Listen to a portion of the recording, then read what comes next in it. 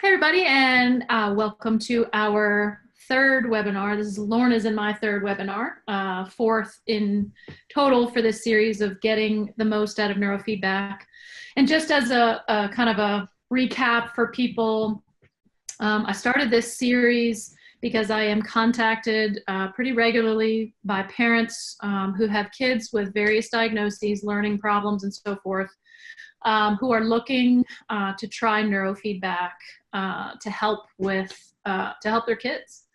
And I thought that one of the things that I realized as having been a therapist for 21 years is that family process is bigger than anything. It's really significant, and people tend to think you introduce neurofeedback in there and you fixed a problem.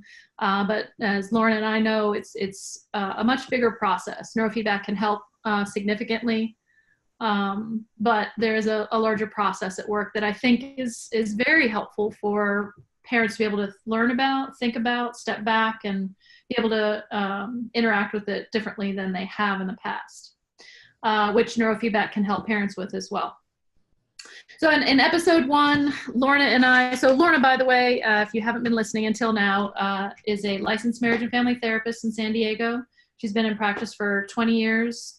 She's been a longtime student of Bowen theory, which is why I asked her to be part of this series with me.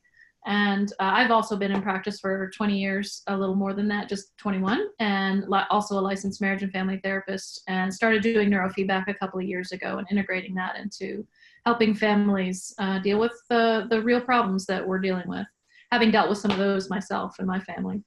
But in episode 1, we talked about Bowen family systems theory, what the heck it is, and why it would be helpful or important for families. We talked about beginning to see the family as a whole, as a unit, as an emotional unit that functions reciprocally, and thinking about the ways that we as parents unwittingly end up supporting a symptom in our children, and that kind of thing. Episode 2, we talked about decision-making in parenting, and we talked about thinking about old problems in new ways and explored the ways that neurofeedback can help with that. And specifically, Lorna, we talked a lot about shifting the thinking towards self-regulation versus really trying to regulate our kids and get our kids under control. And that put us right into, at the end of our last one, that second episode, thinking about triangles, because it's not just about the kids, right? It's also about the marriage. It's also about grandparents. It's also how all these relationships are connected and influence moment by moment decisions, behavior, feelings, all that kind of thing. And so I'm hoping today we can begin to step back and think about that. And actually, before I ask you some of these first questions, Lorna, I wanted to emphasize it's so easy to, when our kids are anxious, when we're anxious, when they're hurting, when we're hurting, it's so easy to jump to this question of, so what do I do? How do I fix this? What do I do, right? What's the right thing? What's the best thing? Whatever. And so we seek out, experts, and we look for, step 1, 2, and 3.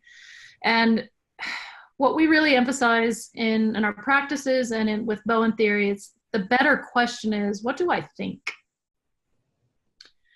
And it's a hard one, I think, for parents. It was a very hard one for me, but I knew it was right. So I was very compelled to really work on, what do I think versus jumping into, what do I do, right? And that's something that a lot of people approach us about neurofeedback on. This is the next thing to do, right? But like I was saying, there's a much bigger process at work, and that's why I think it's important to begin to explore something like this idea of triangles, because it can really help with thinking, with stepping back, seeing a bigger process at work, identifying how we're a part of it, and then doing something different. So, Lorna, let's talk about triangles. What the heck is a triangle? Hi, Miriam. Important. Hi. I've been listening to you carefully, and I think you just gave such a good synopsis of systems theory and Bowen theory and some of the differences. I'm not sure how much I even have to add to that today, but I will try a little bit. I want to elaborate. Please. That point about how do I think about the problem versus what do I do about the problem. Now, of course, at some point, everything has to translate into action or there's no change. So it's not just thinking. But I think Dr. Michael Kerr makes this point over and over again, that how one thinks about the problem in the individual makes all the difference. And so Western culture thinks about behavior problems, emotional problems in terms of diagnose and treat. So if the child is having a problem with learning or behavior or mood, what is the diagnosis? And then treat the diagnosis. And this would be great if it was as effective as all that. But it's not like your leg is broken, let's cast the leg, in 8 weeks you'll be better. It doesn't work that way for behavior and emotion. And that's because I don't think it is about a condition within an individual. It's about a process within the family. Mm-hmm. And what you said about a parent recognizing their part in it, that's the hardest thing to do. How am I contributing, or how am I participating in, is even better, in a family problem that is showing up in a vulnerable member of the family? And what's so nice about that is that then I can work on myself to help alleviate the problem. And it isn't just a matter of shopping for the right tool or expert to fix the other person. It's empowering. I think it's empowering. It's hard because, again, I think this is more of a Western issue. And I'm saying that very loosely, don't take me too literally, but that parents are very invested in doing a good job, doing the best they can for their kids, want to be good parents, are appalled at the thought of being bad parents. And this isn't about good or bad. This is about how the anxiety of being alive and being part of a family is exhibited. It's nature. Mm-hmm. How am I participating in a natural process, and how can I modify it so that all the family members, to the best possible, can thrive? Mm-hmm. Yeah, getting out of nature's way in a way. I mean, it's a natural process, right? And then our anxiety can get in nature's way. I mean, nature and what we know about the brain is that, it's a learning organ. It wants to do us good. It wants to protect us. It wants to save energy, that kind of thing. And the more we sort of anxiously focus on problems, the more we can get in the way of what can happen very well in nature. I have a tiny little spiel that I'll give before going into the triangles, and particularly the triangle with the parents. So I think that the human's success in terms of a species that's dominated the planet, there's mixed reviews on that, but in terms of moving into every habitat and surviving and multiplying, we've done a great job. And a big part of that success is that this is a multi-generational species. Yes. So grandparents, parents, and children stay connected. And I think that actually inhibits complete emotional maturity. That most species in nature, when development of the young reaches a certain point, the parents withdraw, they leave the young completely forever, and go make a new family and have new young. So by withdrawing all resources from the young is either going to reach complete maturity or perish. So nobody gets in their way. Wow. Right? Except, if they don't survive, that's an impediment to development. But humans, we stay so connected that people, what you said, we get in the way of nature, in a sense. Mm-hmm. And there lies the success of the species, but also the challenge for the species. Mm-hmm. And if anybody wants any evidence about whether I'm right or not, if you're an adult and you haven't gone home to visit your parents or siblings lately, go home and do it and see how long it is before you start acting like your old teenage self again. I was just with my family last week. And I spent the weekend getting back to my calmer, more resilient self. Yeah, absolutely. Mm-hmm. Mm-hmm. It's really challenging. So the environment in which this process happens the most significantly is with each parent and the child. Mm-hmm. That triangle, so that's an emotional unit, and there's 3 emotional circuits for information, anxiety, emotion to run. That's the most influential on development. And that's the main place where this process I'm talking about occurs. So it's not just between mom and child, dad and child. Those are 2 of the circuits. There's also a mom and dad or mom and mom, dad and dad circuit. Correct. Yeah. And all 3 are informing what's happening. Now, of course, when there's multiple children, then there's multiple triangles. Mm-hmm. Mom and two children, that would be another triangle that's very influential.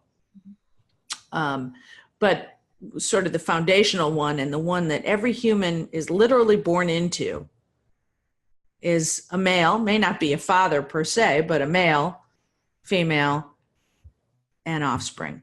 Mm-hmm.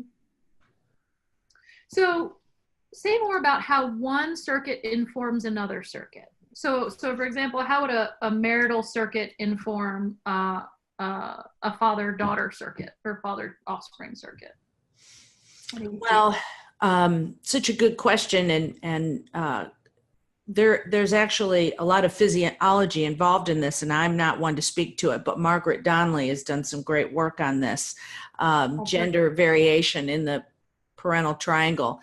But in general, and I'm really speaking in generalities here, because one of the other amazing things about the human is that there's more flexibility in behavior, and there's a broader range of possible behaviors. But in general, fathers respond to their children in reaction to their relationship with their partner or wife.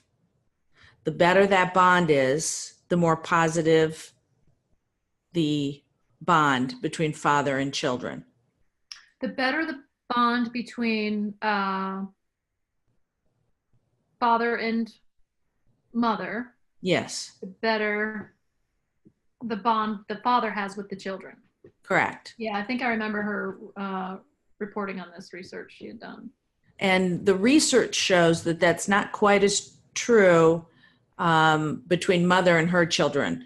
But my personal experience is it's very much as true. So, I don't know. I only have my own experience versus a lot of research about this. But certainly the greater the amount of tension between the parents, that's going to have an effect on the child to greater or lesser degrees. When parents fight with each other about things that have nothing to do with the children are more protected. Obviously, if the parents are fighting all the time about the child, then that has a more significant impact on the child. And that is an example of the triangle in big action. Okay. Mm-hmm. So it's important for parents, again, same-sex relationship or not, or heterosexual relationship or not, it's important to work out whatever that tension is. Is that? Well, I like what you're saying there, because this isn't about genetics per se. Again, that's a weird statement to make, but this can be adoptive parents or step parents. This isn't necessarily what you said, a heterosexual nuclear family. That's not it. Who's in the most contact over the longest period of time, I would say. Sure. Although there's plenty of families where one parent is absent, and that's equally significant. An absent parent, that's a certain kind of a triangle, and that influences the child, of course, very much. Now, I might have missed your question there. What was your exact question? I was just thinking about all the different kinds of families, right? It's not, we're not just talking about a gender situation. We're really talking about the process, right? The emotional process between parents, whatever the gender, informs that circuit informs the circuits, the other circuits. Now, you were making the point that from Peg Donnelly's research that in a heterosexual relationship, if I understand you right, that when the father is in a better relationship with mom, that circuit seems to be a resilient one. That the father tends to have a better relationship with mother. You don't find that as much, you're saying, with the mother and children. Like, in other words, mom can have some tension in the marriage and still have a fine relationship, a working, functional relationship with the kids. Yes, I don't want to overstate that, but that is my understanding. So yeah, you were saying that it's important to work out the tension between the parents, and so much of what appears as symptoms in a child, maybe theoretically all of it, is a reflection of something that is or is not happening between the parents. When parents are emotionally disconnected, you'd be more likely to see an overfocus on a child, an anxious overfocus on a child. And it's really not that one causes the other. They're happening in tandem. I think that's such an important point, because again, going back to our first episode of this isn't about parents causing a problem, right? It's more complex than that. We all participate in a problem. The problem, in a way that I think about it, is kind of it's the process is so much bigger than we are, and learning to step back from any kind of blaming self, blaming spouse, blaming kid, whatever, recognizing that there is a process that's much bigger than anybody. Go ahead. It's interesting because I think for me, the biggest benefit that I've achieved with use of neurofeedback, neurooptimal neurofeedback, is the ability to recognize that process and not have as much feeling about it. So I see it better. So I'm not sure exactly how this works in the brain. You might know better than I, but I have a better observer self. And that observer self can watch the process and so I'm still doing it. But now I can see it. I have less reactivity to seeing it, less judgment about seeing it, and a heightened ability to do something different. It's not a walk in the park, and it's still a work in progress, but it is noticeably better. Yes. And I really appreciate that. So neurooptimal operationalizes my ability to think systems. I like that. I think that's good for us Bowen nerds. I'll pull that quote. Please do. For your summary. Yeah. So again, I just want to highlight this point because I just don't think it can be said enough. It's one way to think about a problem in the child as ADD, ODD, learning disabilities, dyslexia, and then go find a specialist who will treat the child. And that may be indicated, and that may be the best route. I'm not saying that it isn't, but I have come to think about it as that behavior in the child as being a reflection of a process in the family, and that it is, in my experience, even more effective if someone's going to go to therapy to put mom in therapy, or dad, or both, whoever is the most motivated, because the parents are the leaders of the family. And the parents are the only ones in a position to modify the family structure as a whole. And when parents can get that, they can often just leave the children out of the process entirely. And the child will get better. Yes. Yeah.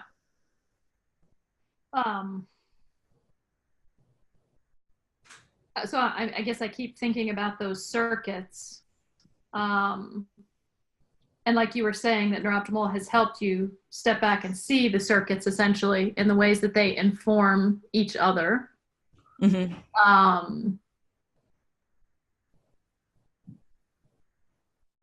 then you just brought up the idea of parents being the leaders. And I think where I know I got tripped up for a long time was, well, one of us is the leader.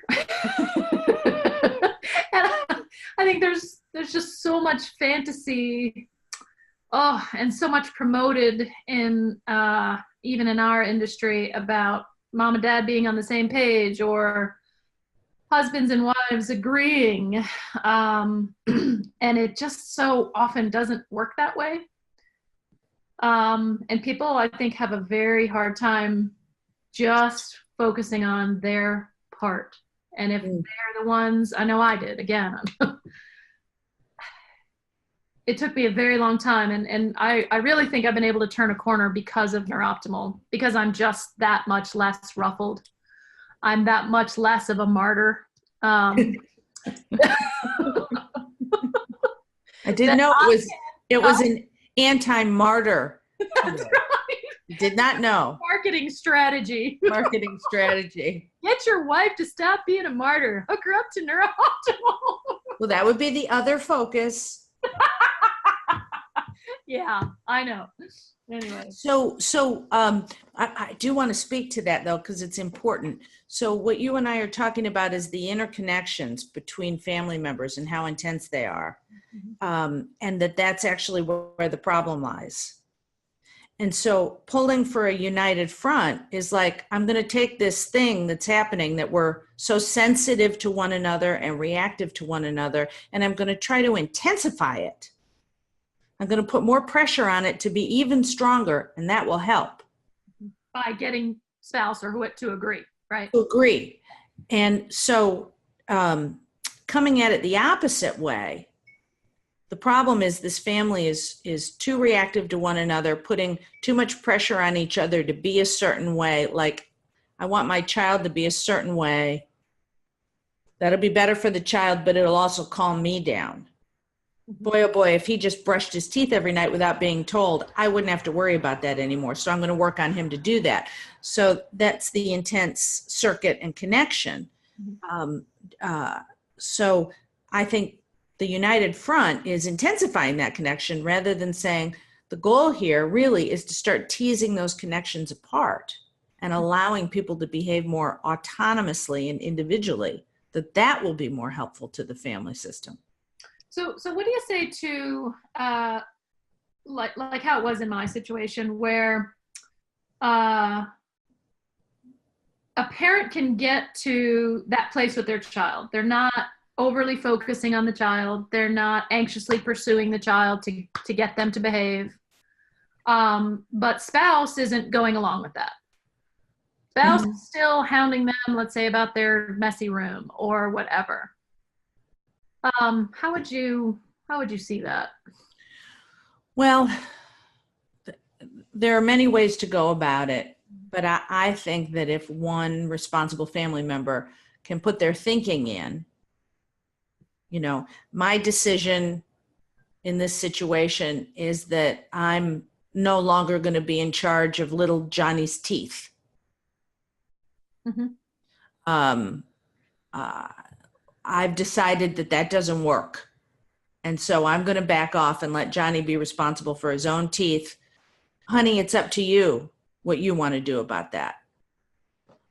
But I think that even if I lose, in the sense that there's still an intense focus on whether or not he's brushing his teeth, I still think putting solid thinking into the mix makes a difference.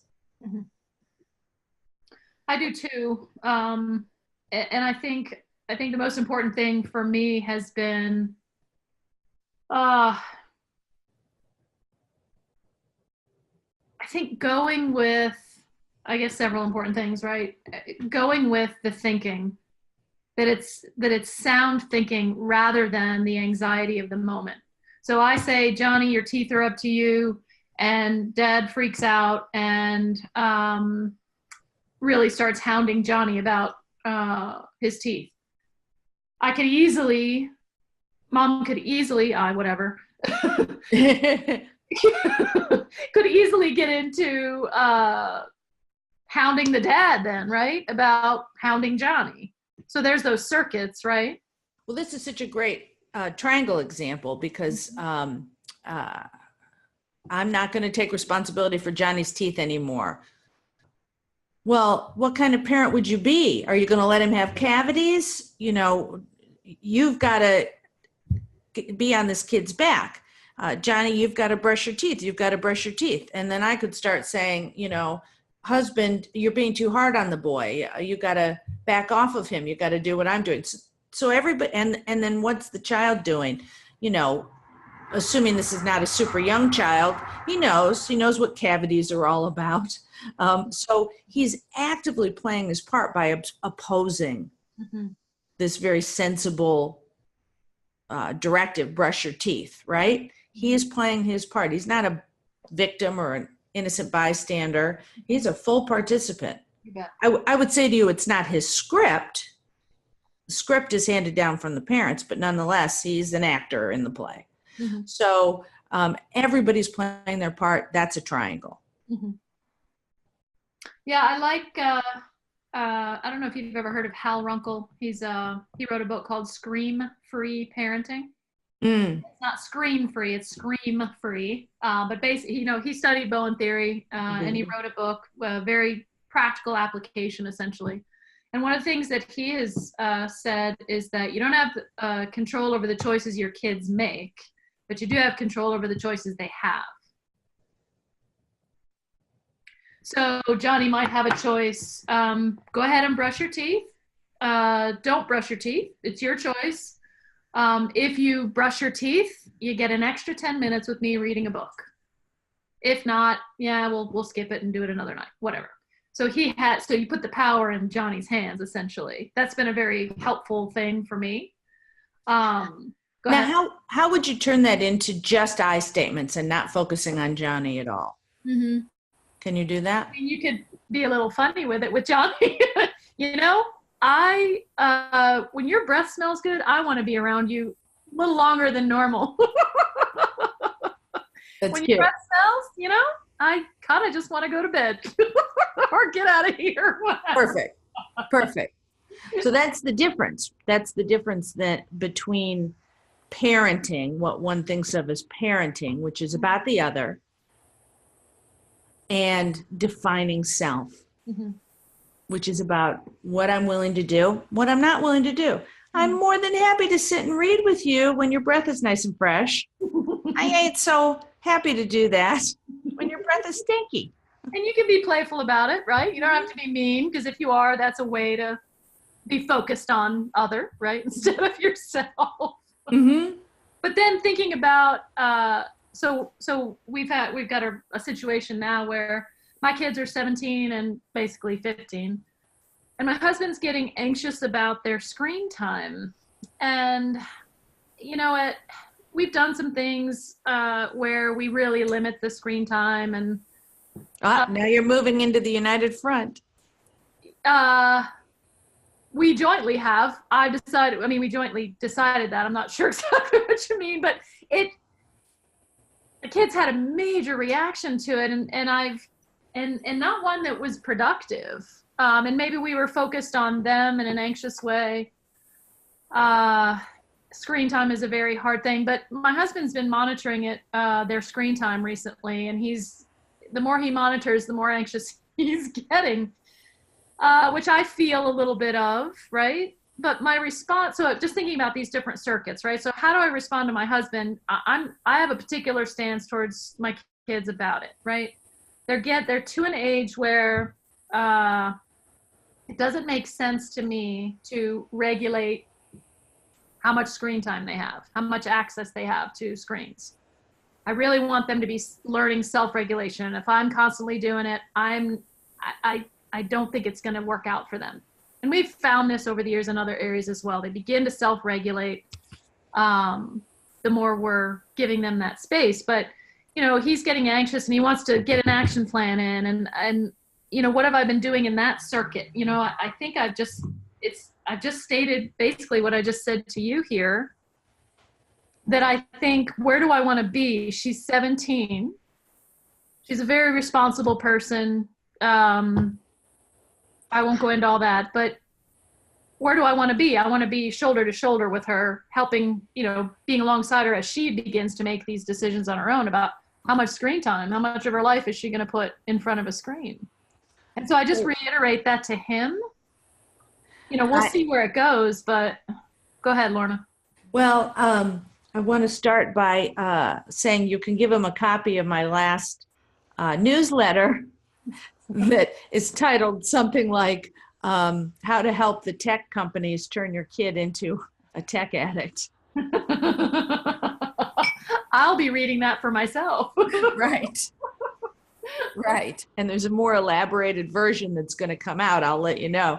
But I think when you think about these circuits, then the focus on the tech time is probably exacerbating the problem. I'd be thinking more about the back end. What's my plan regarding what I'm willing to provide if a child is not fulfilling certain basic responsibilities? Which ours are. Like in our situation, they are. They are. But you make an important point, and I think that is sort of this going on the back end thing, not getting confrontational with your kids and monitoring them. But on the back end to me is what rules, what am I going to provide, like you say, right? According to my own principles. So Not trying to get them to do X, Y, or Z, but what feels important to me as a parent. Now, going back to the conversation about triangles, to be thinking about the triangle is always a 2-on-1 configuration. There's always 2 inside at any moment and 1 outside. It's not an equilateral geometric triangle. It's an emotional triangle. And so that can shift, very, very rapidly. And so what is and this isn't for you to answer here, but what is mother's part in the triangle regarding technology? How is it that the tension side of the triangle appears to be between father and children on this issue? Is that characteristic of other issues? Is it unique to this one? Again, what is your part in it? Sometimes the best thing to do is to say, wow, you and the kids have a problem here. I hope you work it out. Let me know how you work it out. I see this problem between you and our daughter. You guys keep fighting about tech time. That's a sticky one. And just leave it with that. Yeah, and I think that's and we'll probably have to start wrapping up for today, but that's an important strategy, part of the thinking with learning to work a triangle. Learning to leverage a triangle is what we talk about, right? Is how do you get on the outside? So you, like you just did, you put the problem between the 2 of them, right? I think it's more than a strategy. Okay. It's understanding how the triangle works naturally as part of nature And when one understands it well enough, which believe me, I don't, then sort of resolution is also built into nature. It's like neurofeedback is interrupting patterns and allowing the brain to optimize its own functioning through that new information provided by the feedback, and it's oriented toward optimization. Perhaps the triangle is too. And if anybody in the family picks up the effort to understand it, how it works well enough, the solution will be there. And often the solution, as Dr. Bowen talked about, is deliberately moving to the outside position and sort of softly moving the other two parties together. And the problem will naturally resolve. But that comes through understanding triangles more than it being a technique, if you will. Yeah. Yeah, I didn't mean it to sound like that if I did. Well, you and I can correct each other these fine points all the way through these. No, I think you bring up an important point. It's not about a technique. Again, we go to this, and here we are full circle. Yes. Go to this, what do I do question rather than thinking about the process. Yeah, that's correct. It's a way of thinking about what's going on, and then the action step will flow from that thinking. It's so much more powerful than when I used to hang out at the bookstore and buy every new self-help parenting book. I made somebody a lot of money, but I didn't help my family at all. Yeah. Yeah, I hear you. Well, thank you for today again. And maybe next time we can talk some more about triangles and how to think about them. I don't think we'll run out of things to say. I don't think we will either. All right, Lorna. Take care, and thanks everybody for joining us today. Thank you. All right, bye.